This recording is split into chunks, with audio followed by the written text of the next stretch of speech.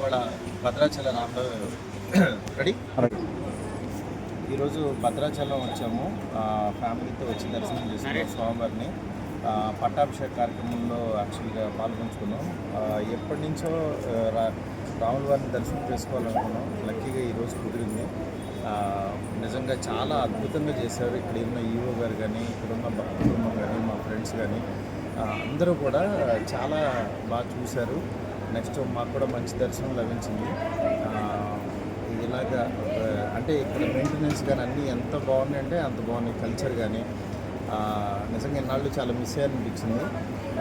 ప్రతి ఒక్కళ్ళు every month ఇక్కడ జరుగుతూ ఉంటాయి పట్టాభిషేకం కార్యక్రమాలు కానీ, కళ్యాణం కానీ.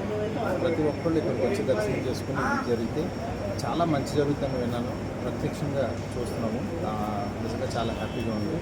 Thank you.